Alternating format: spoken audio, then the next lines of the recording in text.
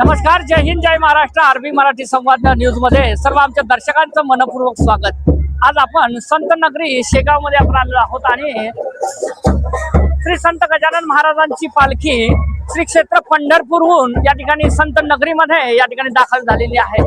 आपण बघू शकतो या वातावरण या ठिकाणी कसं आहे आणि चोख बंदोबस्त पोलीस बांधवांचा या ठिकाणी आहे, जेणेकरून या ठिकाणी अनुचित प्रकार या ठिकाणी घडणार नाही याची सुद्धा काळजी पोलीस प्रशासनाने या ठिकाणी घेतलेली आहे.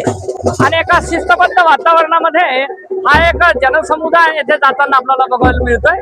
अतिशय भक्तिमय वातावरण आज संत नगरीमध्ये झालेलं आहे. थेट आपण बघतोय इथला जो बँड पथक जे आहे, बँड पथक या ठिकाणी कशा पद्धतीने शिस्तबद्ध पद्धतीने गाणे सुद्धा म्हणतायत. काही महिला वारकरी आपल्या सोबत आहेत. ताई, आपण कुठून आलो? मी धामणगाव रेल्वेवरून. अच्छा, पण काय सांगणार, आज या ठिकाणी श्रींचं दर्शन आपण घेतलंय. आम्ही दरवर्षीच येत असतो श्रीच्या दर्शनाला. हे पंढरपूरची जे वारी करतात ना, ते आपण नाही जाऊ शकत. हे जर वारी केली तर आपल्या असं मनाला वाटतं की आपण एक पंढरपूरची वारीच केली. म्हणजे साधू संत येते घरात तोच दिवाळीचा सण. जसं आपल्याला काय वाटतं, काय भावना फील होत आहे? खूप चांगलं वाटत आहे, मनाला शांती वाटत आहे. आणि असं म्हणजे पंढरपूरची वारी आपण केली नाही पण त्याचं समाधान वाटत आहे. इथली जी शिस्त बघून आपल्याला काय वाटतंय? खूपच छान आहे. स्वच्छतेच्या बाबतीत खूपच छान आहे शेगावला. आणि असं कुठेच नाही आहे इतकी स्वच्छता. इतके म्हणजे जिथे जाण तिथे म्हणजे सगळी स्वच्छता राहते, सगळी सोय आहे, गैरसोय काहीच नाही आहे. रात्रभर मुक्काम केला आम्ही, तिथे पण खूप छान सोय करण्यात आली. मित्रांनो, अशा पद्धतीचं आज वातावरण इथे बनलेलं आहे. आपण सर्व क्षणचित्र या ठिकाणी संत नगरीमध्ये टिकतोय. काही युवक बांधव आहेत. तुमचं नाव सर? निलेश करांगडे. अच्छा, कुठं आला होता? तीनत्रव. अच्छा, बरं, कसं वाटतंय आज हा जो लाईव्ह क्षणचित्र आपण बघतायत डोळ्यांनी?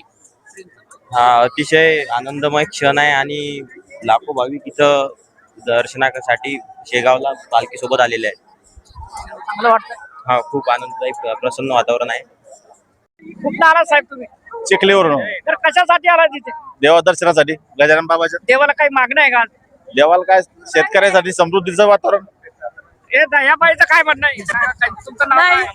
ज्योती गाडेकर, कुठून आल्या तुम्ही? चिखली. शेतात काम करता का सर्व्हिसला आहे? शेतात काम करते शेतात किती तास काम करता? दिवसभर. दिवसभर. मग तुमच्या मुलाबाळांना काय सांगणार आपण की शेतामध्ये त्यांनी काम करावं का त्यांनी नोकरीला लागावं? नाही, ते नोकरीला गेले ते दोन. नोकरीला लागेल.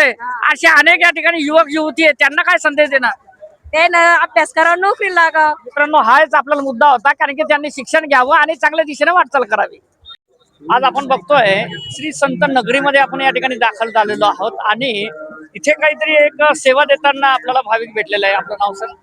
विजय पवार. काय सांगणार ही जी सेवा देतात? ही एक सेवा आहे. Suyash college of pharmacy. आम्ही जालना डिस्ट्रिक्ट मध्ये असतो, वरुडला. आणि तिथून आमच्या याच्यामध्ये आम्ही जवळपास 2 वर्ष झाली ही सेवा कंटिन्यू करत आहे आणि याच्यामध्ये आम्हाला खूप आनंद मिळतो.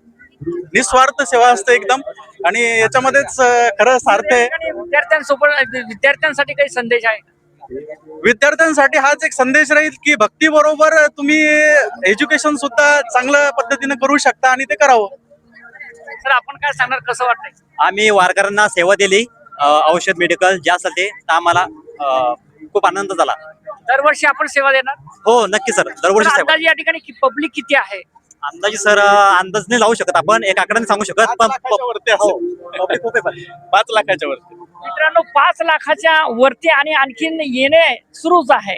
अशा पद्धतीचं आज वातावरण आहे. सर्व आरोग्य सेवा या वारकऱ्यांना पुरवत आहेत. आपण बघतो हे थेट या ठिकाणी अशा पद्धतीने या ठिकाणी या ज्या गोळ्यांचं वाटप येथे सुरू आहे, जेणेकरून वारकऱ्यांची सेवा काय आहे हे आपल्याला कळेल.